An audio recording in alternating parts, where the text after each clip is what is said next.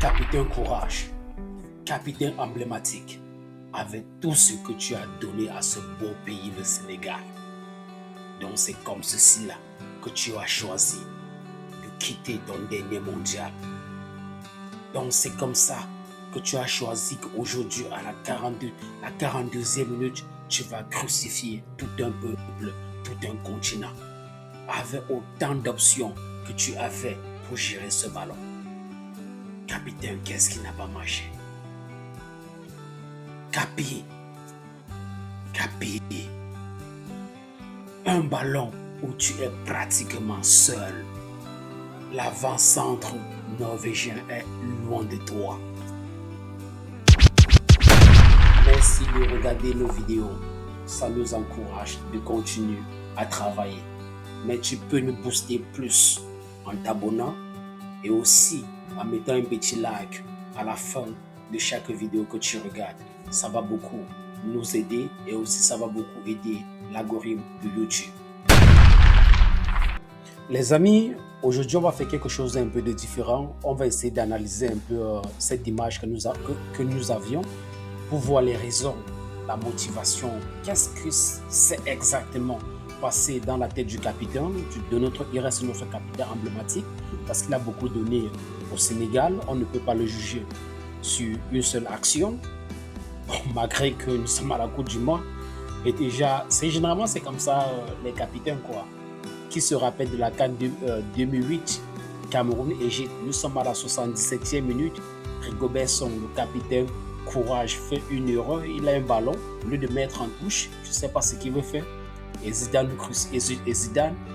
crucifie le Cameroun. Donc, il faut dire que ce but change tout.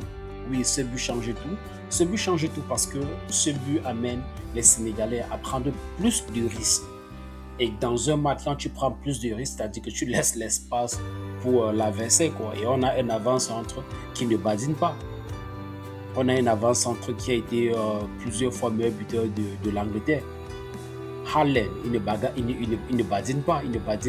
Haaland ne badine pas devant les goals. Qu'il arrive devant les goals, il fait le taf, il fait le job. Donc, voici le but qui vient complètement vraiment changer tout. Ça, c'est le but qui vient vraiment mettre les joueurs en difficulté. Parce qu'il faut dire que ce but a pesé aussi sur le plan psychologique. Pourquoi? Parce que quand c'est ton capitaine encore qui fait ce genre d'erreur, toi en tant que joueur, vraiment, tu sens cela dans tes crampons. Ouais, tu sens l'impact de ça dans le crampon quand ça vient du capitaine. Un autre joueur, le capitaine, pouvait galvaniser les gens. Mais toi, étant que capitaine, tu vas galvaniser les gens comment? Parce que quand tu vas les parler, il y a beaucoup de gars là qui souffrent beaucoup, qui font les montées et descendre. Par exemple, le tout-puissant Diatta.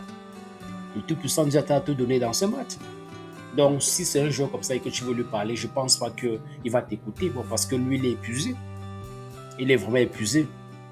Donc, la Norvège a profité surtout Haaland. Haaland a profité pour marquer 2 buts qui va l'aider à prendre l'avantage à se démarquer parmi le trio des joueurs qui iront pour le soulier d'or, c'est-à-dire à la tête où maintenant on a Messi et on a Mbappé et Haaland, ils ont 4 buts. Donc il a profité de l'opportunité, malgré que Ismaïla Sarr a répondu de la plus belle manière, mais quand même il se faisait quand même tard.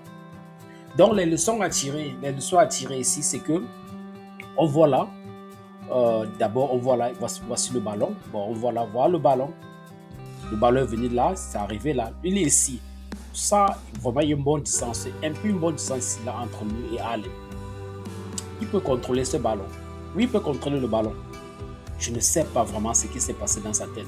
Parce qu'il pouvait botter les bêtises ici là. Il pouvait botter les bêtises en brousse. Ou bien il pouvait faire un petit contrôle là et jouer avec la mine. Ou bien il se tournait et il dégageait le ballon. Donc il avait toutes les options. Ça vraiment, messieurs et madame, pourquoi veut mettre le vert sur ça? Pourquoi mettre le vert sur ça? Bon, je vais mettre l'orange. Bon, ça c'était l'option, ça c'était la pire des options. Comment? Je ne comprends pas. Damn it.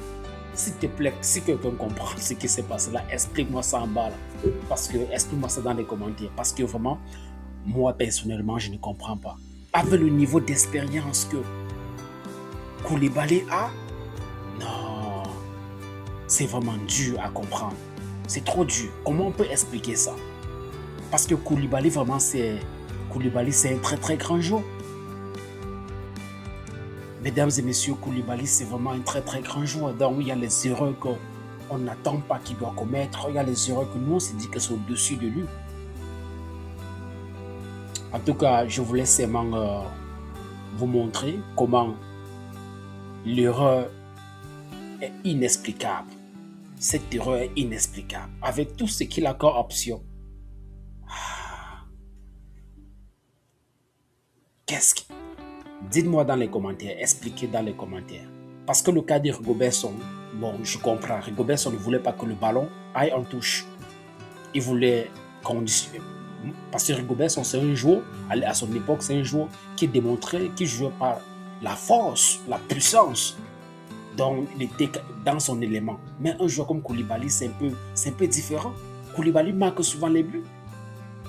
Donc, je ne comprends pas cette affaire. S'il vous plaît, expliquez-nous dans les commentaires. Explique-moi comment tu as vécu ce but. Et qu'est-ce que tu penses que Koulibaly pouvait faire en dehors de... Si c'était moi, je pense qu'il devait dégager le ballon en brousse ou bien il devait se calmer. C'est un joueur qui est confident. C'est un joueur qui l'a connu, il a côtoyé le haut niveau. Il devait contrôler le ballon. Et là, jouer posément.